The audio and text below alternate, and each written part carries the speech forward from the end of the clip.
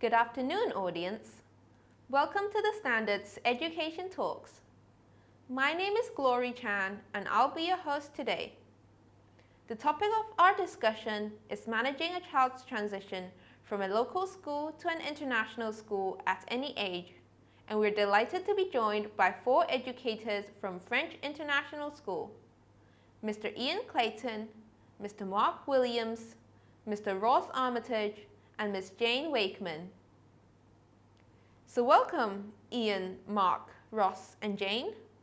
Would you like to start by briefly introducing yourselves and the school? Hi, welcome everybody to FIS. My name's Ian Clayton. I'm the head of the international stream, as well as being deputy head of the whole school.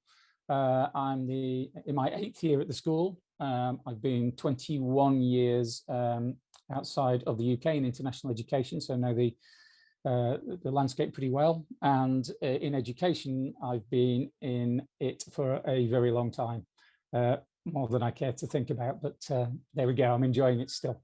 I'll hand you over to Mark for a quick introduction. Yeah, hello everybody. My name is Mark Williams. I'm the head of secondary here at FIS. I've been at FIS since 2015. I joined from stints in Kuala Lumpur, Dubai, and Shanghai as well. I've been in education for quite a long time, just like Ian, since 1994. So you can see that's quite a long time.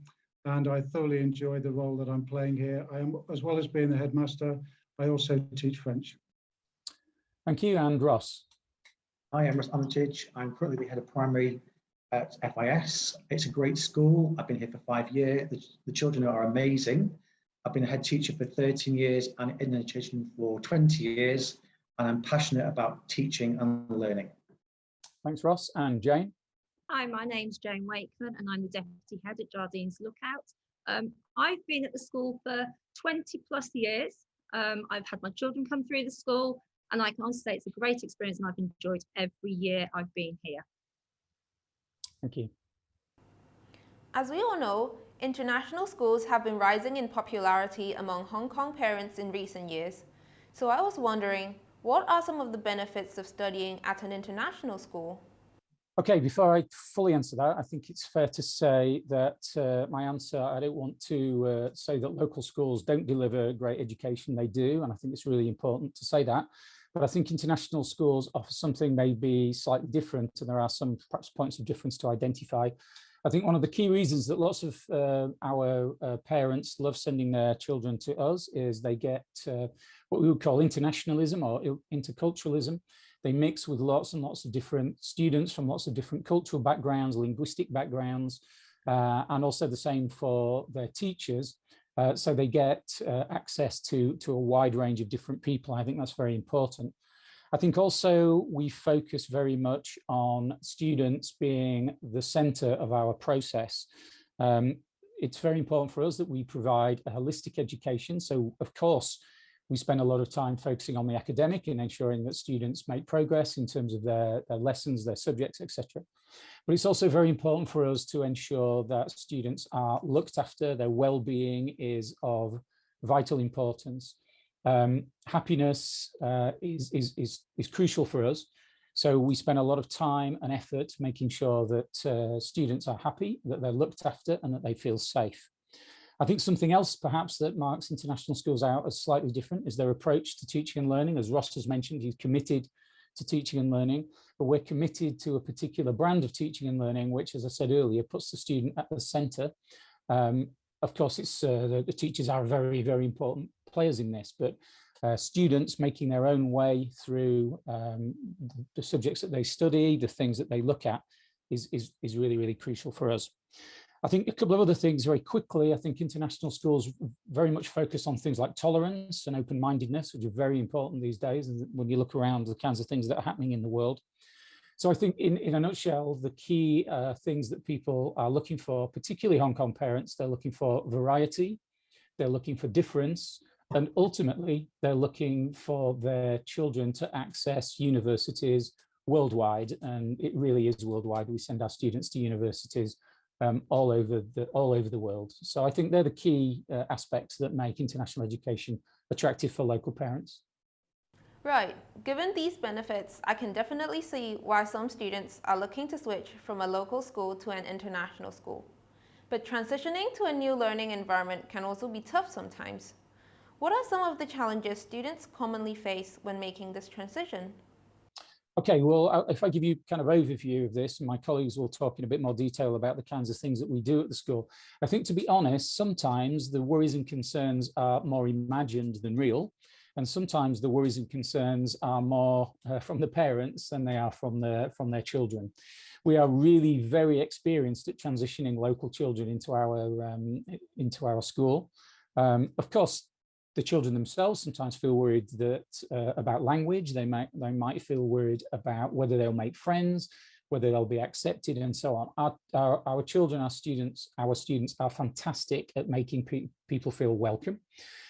We have buddy systems and ways that we make sure that nobody feels excluded, and I think that's really, really important. Sometimes students worry about the fact that they might not be up to speed, or they might not have covered certain bits of content, or things are done in different order or different way. They really do not need to worry about that. The fact that they've been offered a place at FIS means that we think they have amazing potential. We think that they will be able to cope with all the fantastic things that are thrown at them. And that includes, of course, their academic, but they'll also have access to, as I said earlier, people from different parts of the world. They'll also have amazing access to extracurricular activities, to sport, music, drama, all these things which help integrate local children transitioning at any time, actually. And I think we're very good at transitioning children at whatever age, whether it's the very, very youngest down in reception and nurseries, 3, 4, 5-year-olds, all the way up to taking students in age 16 when they embark on their IB diploma with us. So I think years of experience, remember we are the oldest international school in Hong Kong, years of experience of transitioning students means that, yes, sometimes there are some issues, but as I said, they're often more imagined than real, and we are expert at being able to address those issues. So you've mentioned a lot of points in your answer, and let's start with your first point about language proficiency. French International School is known for its multilingual education, where students are taught in English and are required to study French. Some students even acquire an additional language. So how do you, in detail, help students adapt to all these different languages? With English, for example, how do you help students adjust to the English learning environment here? Okay, so in primary school, we have dedicated English lessons every single day. We follow the English national curriculum. We have a lot of interventions and support with lots of adults. We have phase phonics, guided reading, and we follow a real book approach.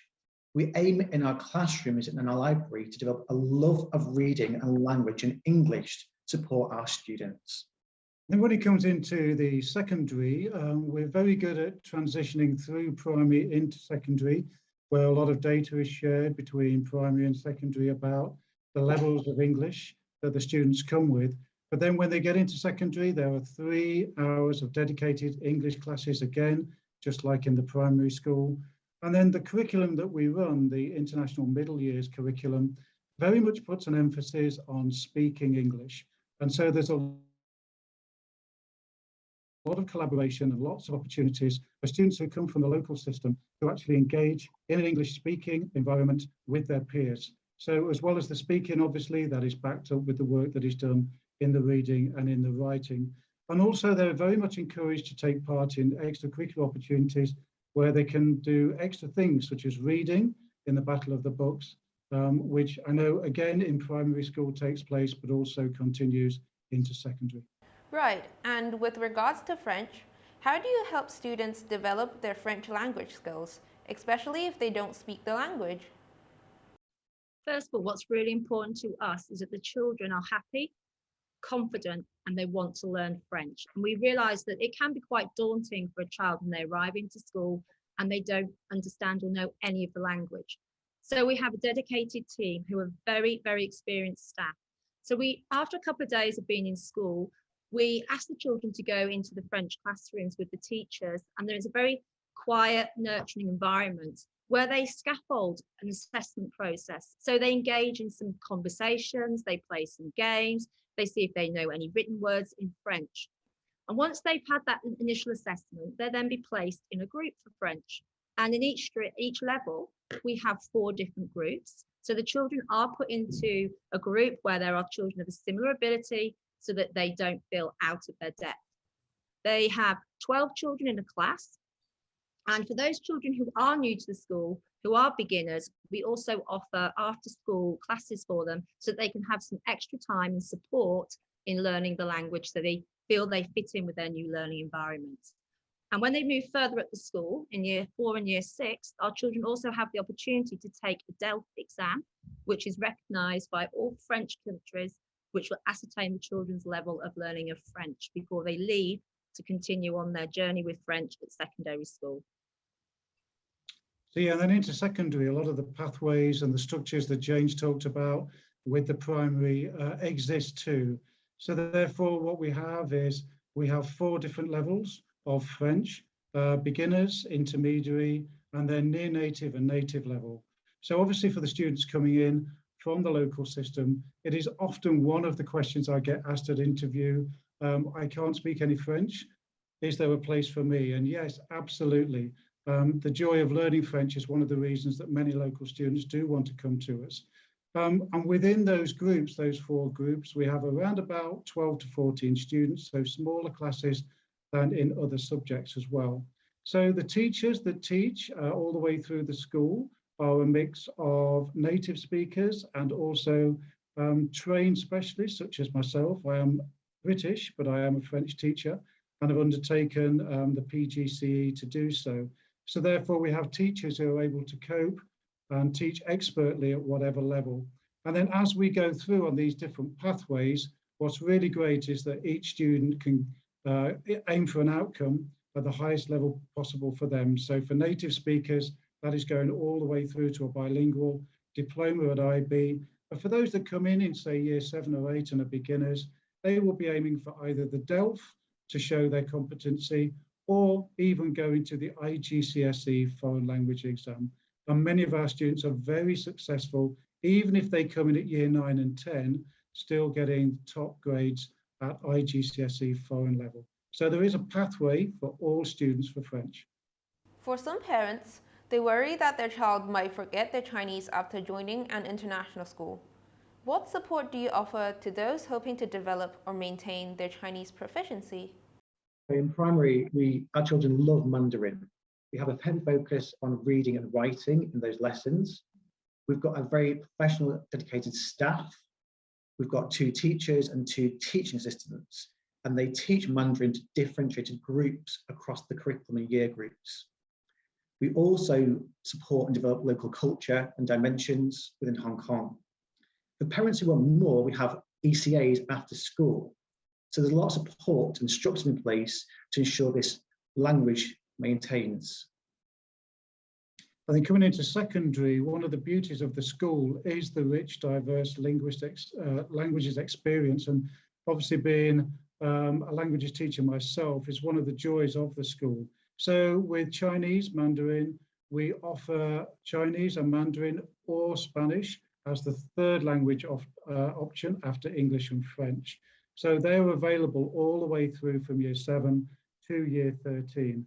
And there's differentiation in there, because there are, again, smaller groups, just like in French, and 2 levels of Mandarin, foreign language, and then 1st/2nd language as well. And that goes all the way through to the examinations, whereby the students will be aiming to sit at the appropriate level for them, be that 1st language, 2nd language, or foreign language level. So yes, lots of support for continuing Mandarin and Putonghua through the school. If I can just add as well, Glory, I think the thing that's great, one of the great things about our school is the fact that local students often leave us being fluent in maybe 4 languages. So they are fluent in English, they become fluent, certainly linguistically and orally in French, Mandarin, incredibly strong, and the local language of Cantonese. And sometimes you can throw Spanish into the mix there as well. So our students, a lot of our students do leave at least being trilingual and some of them leave being able to speak 4 languages. Right, it does sound like French International School has a well-established and strong system of support for language. Aside from language, another difference between local schools and international schools is the approach to teaching and learning. What is the learning environment like here, and how do you help students adjust? At FIS, everything we do comes from our vision of our school and what we want our students to become. And that determines the approach that we take with our children. So we want our children to be confident, independent learners. We want them to reach their full potential and be global citizens for the future. So with this vision in mind, we teach the children through knowledge. We want them to learn certain knowledge. We want them to learn certain skills.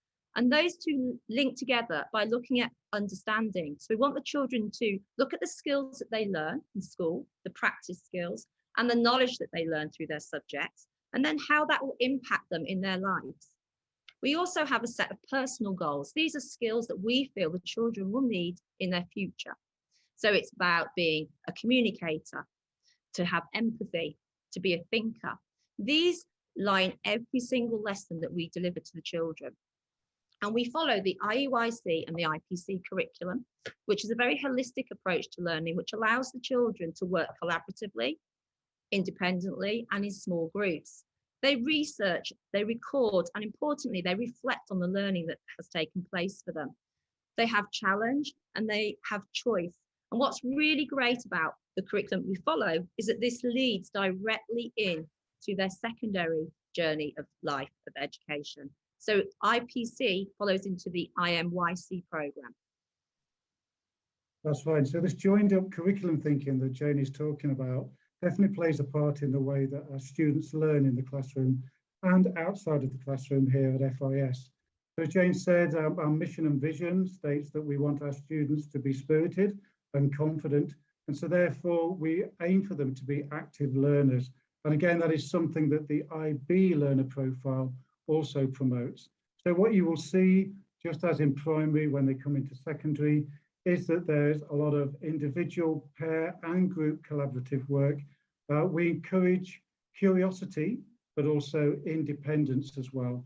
The age, the secondary age is when they have to start becoming a lot more independent from their parents, for example, and they need to start making decisions for themselves.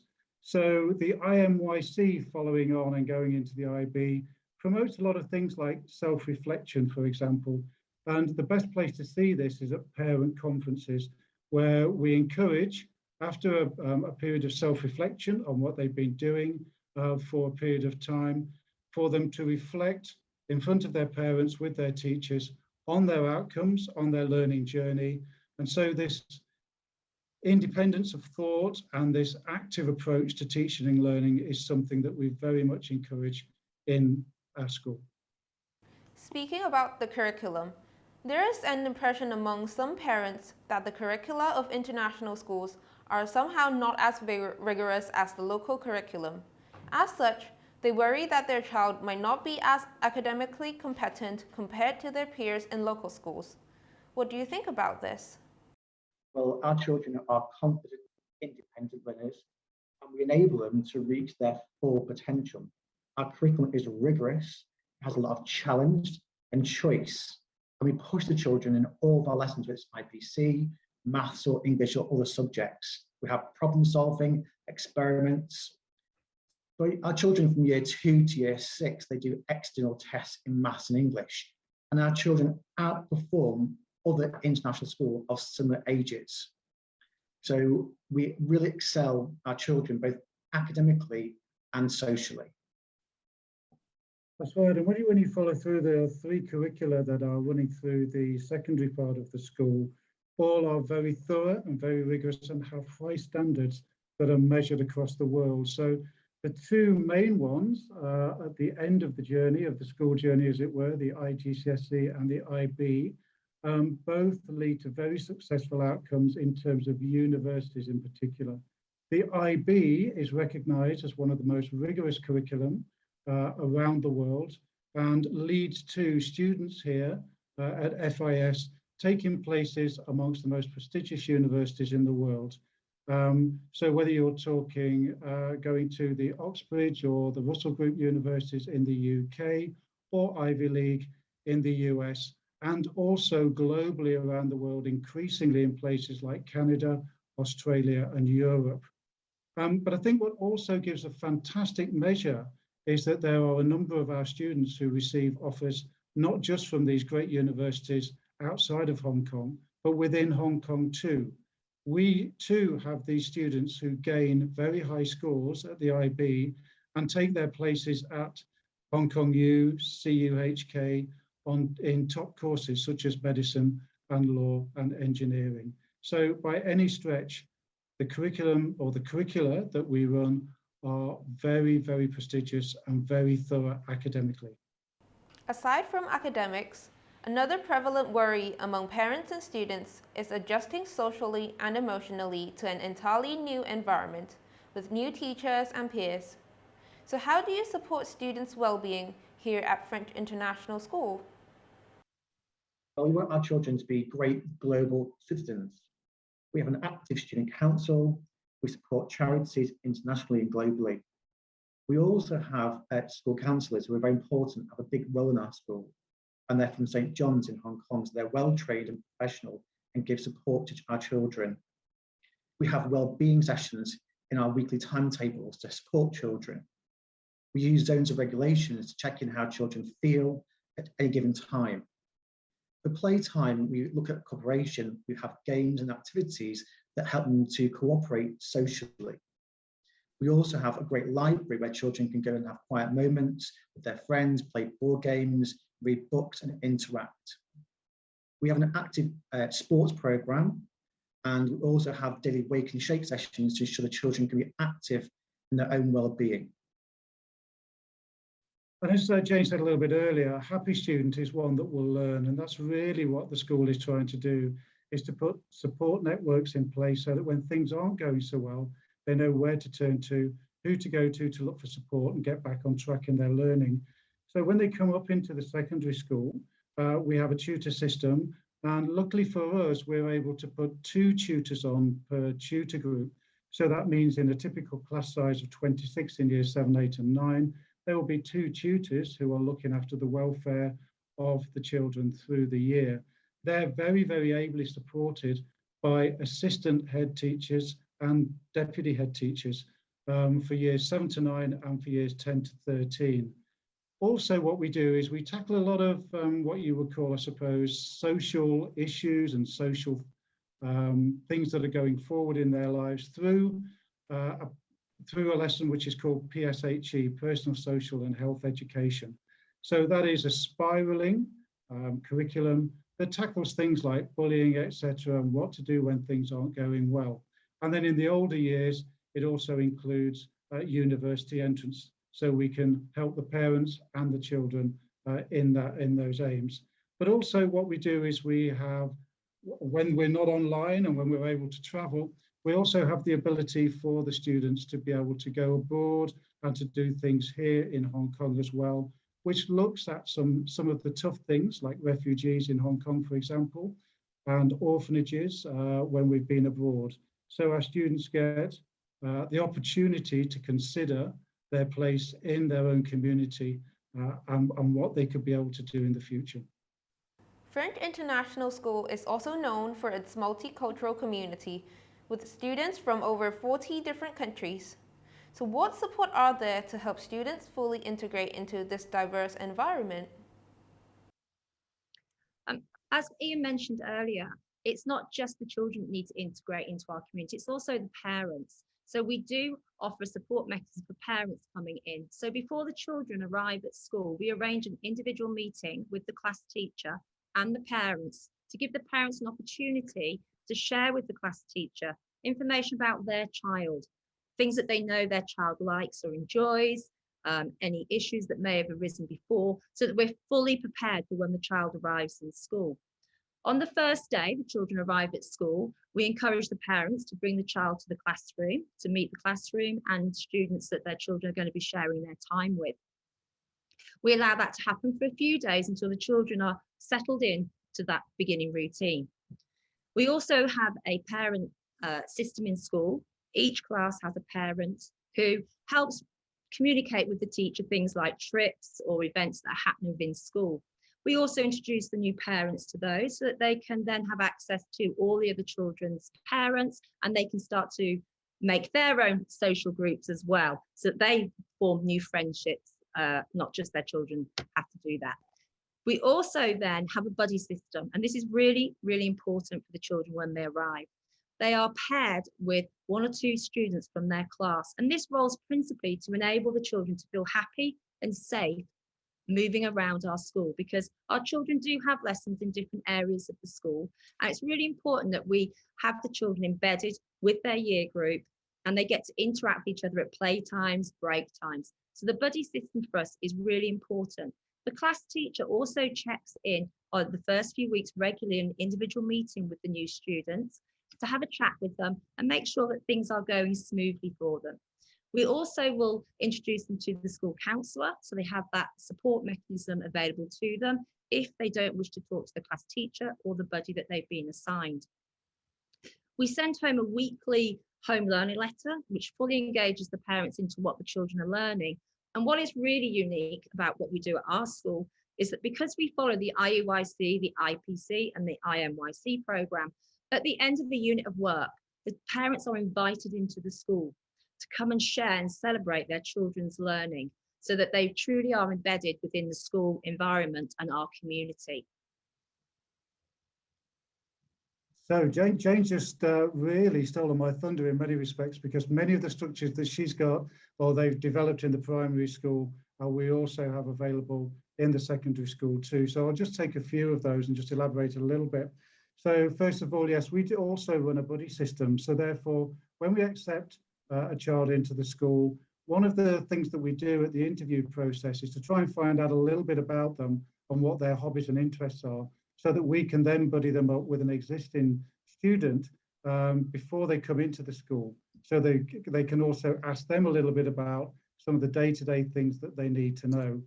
Before they then come into the school at the beginning of the year, a few days before the term officially starts, we have all the new students and their parents on site. We give them a tour while the building is a little bit quieter so that they can navigate themselves around a little bit.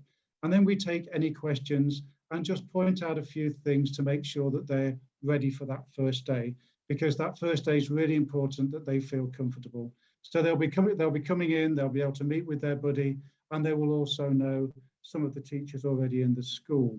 Then what we do is, once they've got into the running of the school, and as Mr. Clayton always says, there's nothing like playing the game to know the rules. So once they've spent 3 or 4 weeks in the school, then what we do is we have check-in meets with both parents and with the students themselves, just to make sure that everything's going well and that they're well orientated and they've got into the routines that they need to. So really, one of the main ways in which the students get to know the other students and settle into the community is by doing, and as we said earlier, it's the active approach to learning that encourages that. So working with the other students on a day-to-day basis really enables them to settle into the school pretty quickly. And also the range of extracurricular opportunities allows them to get involved with other students who aren't necessarily in their tutor group.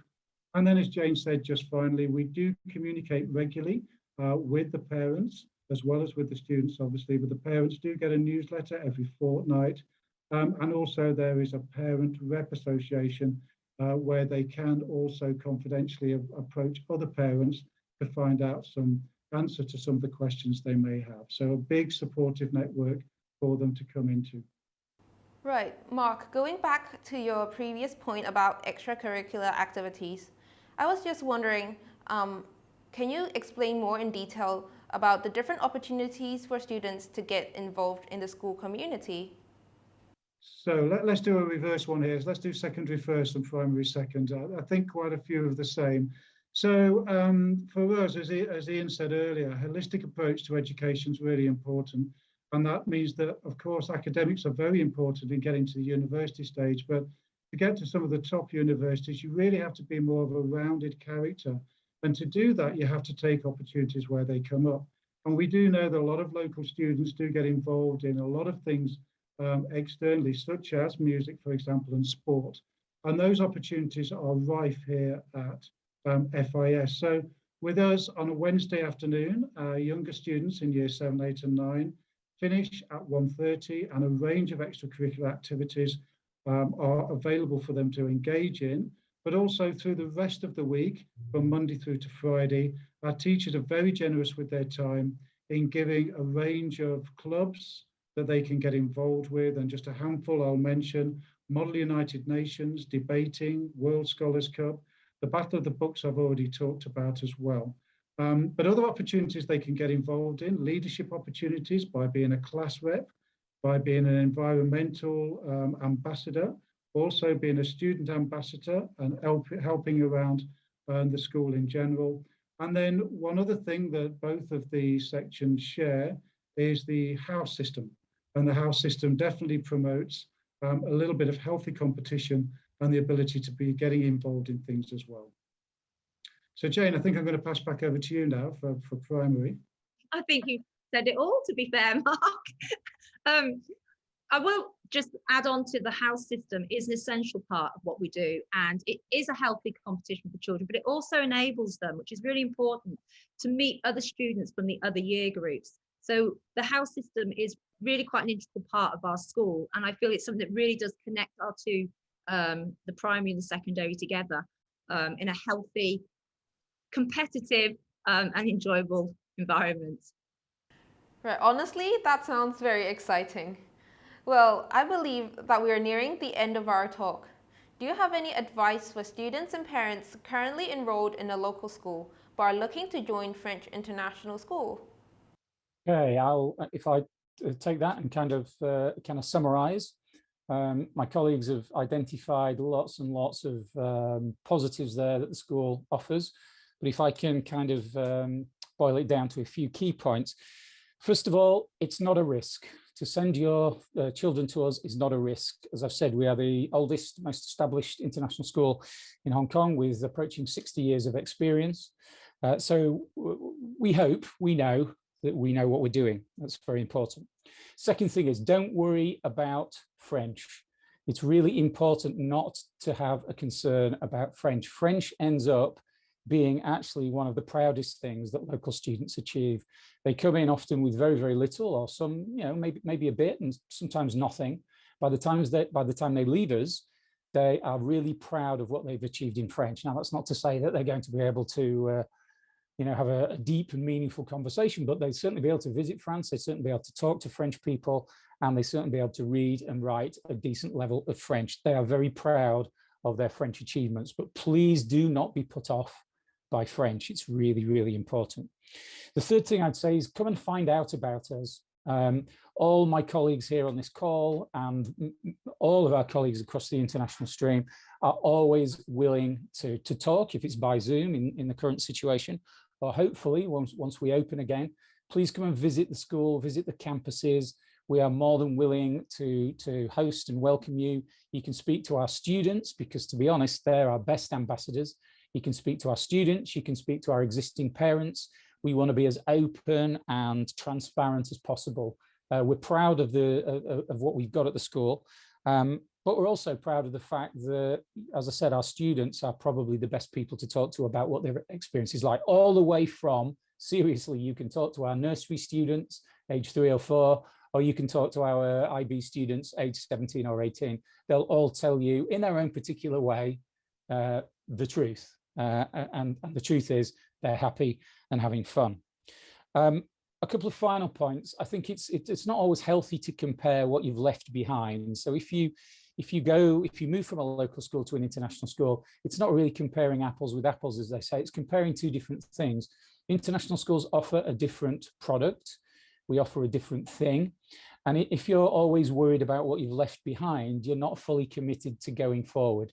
And I think it's really important that if parents are committed to international education, don't worry about what's happening in a local school. You focus on the positives, because that's why you've chosen it. You've chosen it because you want the things we've talked about: internationalism, holistic education, and so on. So I don't think it's necessarily useful or healthy to compare the two systems. Once you're committed to us, you will be successful. Finally, a couple of things just to kind of make the points strong. I think happy students are successful students. Successful students are not always happy students. And we put that very much at the center of what we do. Yes, kids can be successful, but they can be unhappy. And when we look at some of the sort of levels of stress and mental health issues around Hong Kong, it's quite sad in lots of ways. We really work hard at that part of our job. We really work hard at making sure the students feel supported, that they feel happy, and that they feel safe. So I hope from our answers to the questions, and I hope from our explanations, that you feel that FIS is a place that you would like to entrust your child to. You would not be making a mistake. You would not be taking a risk. And to, well, not to paraphrase, but to use the Nike slogan, I think just do it, because you will have, your children will have an amazing experience with us. So thank you, Glory, for your questions. And hopefully we'll be welcoming some new parents to come and see us very soon. So thank you very much. Great. Well, thank you again, Ian, Mark, Ross, and Jane, for sharing your perspectives on managing a child's transition from a local school to an international school at any age. And thank you, audience, for listening. We hope to see you in our next session. Bye.